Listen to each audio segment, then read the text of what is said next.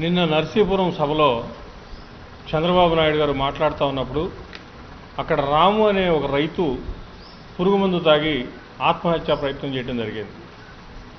జనంలో నుంచి కలకలం వస్తే చంద్రబాబు నాయుడు గారు ఏమీ లేదు అందరూ కూర్చోండి అని చెప్పి జనాన్ని సర్దడం జరిగింది.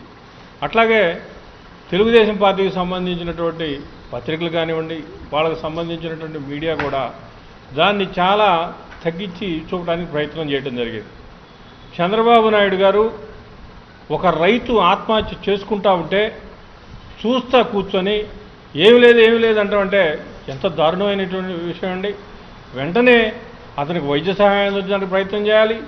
వెంటనే అక్కడ అతని నుంచి ఆసుపత్రికి తరలించడానికి ప్రయత్నం చేయాలి.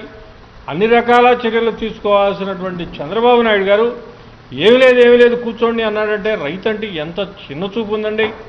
మొట్టమొదటి నుంచి కూడా రైతు అంటే చిన్న చూపు ఉంది కాబట్టే వ్యవసాయం దండగా అన్నాడు. అట్లాగే కరెంటు తీగల మీద ఉచిత విద్యుత్ ఇస్తే బట్టలు ఆరేసుకోవాల్సిందని చెప్పి చెప్పడం జరిగింది.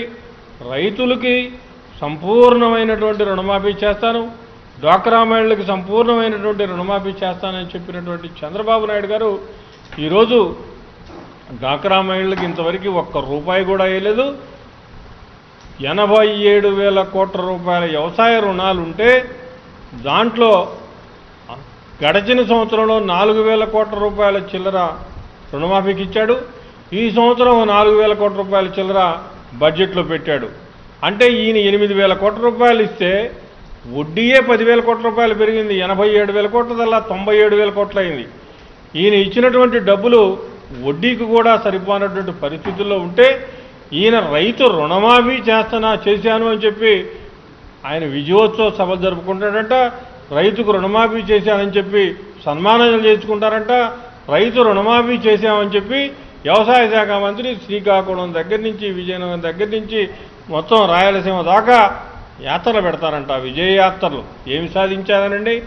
కళ్ళ ముందు రైతు ఆత్మహత్య చేసుకుంటా ఉంటే ఏమి లేదు కూర్చోమని చెప్పినటువంటి మీరు విజయయాత్రలు చేసుకుంటారా? సిగ్గుండాలండి మీరు మాట్లాడటానికి.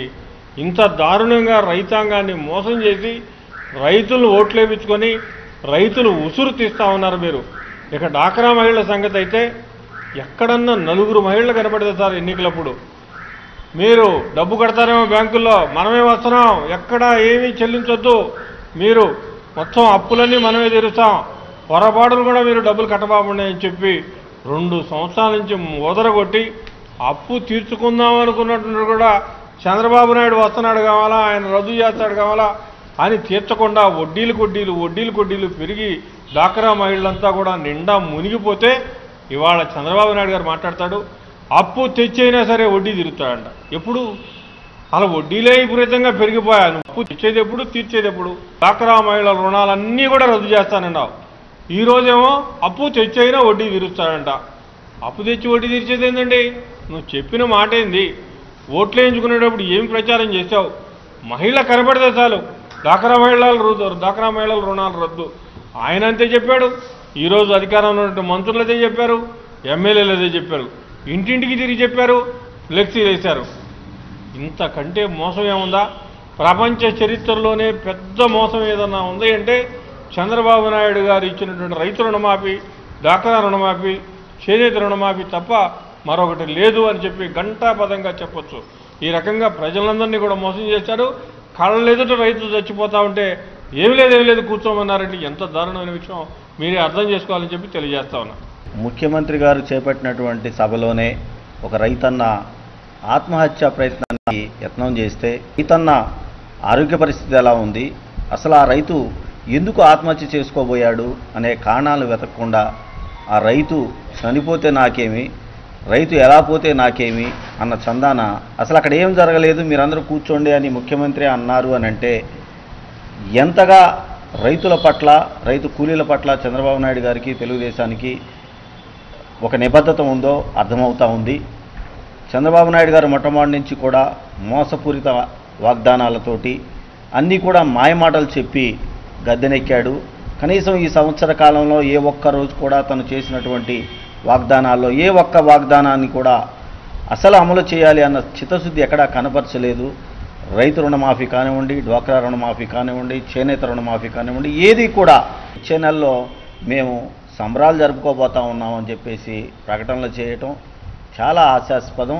దీన్ని మేము వైఎస్ఆర్ కాంగ్రెస్ పార్టీ తీవ్రంగా ఖండిస్తూ ఉంది. అంతేకాదు గుంటూరు జిల్లాలో సిఆర్డీఏ ప్రాంతంలో రైతులందరూ కూడా స్వచ్ఛందంగా పూలింగ్కి ఇస్తూ ఉన్నారని చెప్పేసి మరొక అబద్ధపు ప్రకటనలు చేస్తూ ఉన్నారు. అలా చేసేవాళ్ళు 2 నెలల గడువులో మరి సుమారు 33,000 ఎకరాలకి రైతన్నలు పూలింగ్ కింద ఇచ్చారని చెప్పుకున్నారు. కేవలం ఇప్పటివరకు 10-11,000 ఎకరాలకు మాత్రమే చెక్కులు తీసుకున్నారు అని అంటే రైతన్నలు ఎంతగా భయపడతా ఉన్నారో.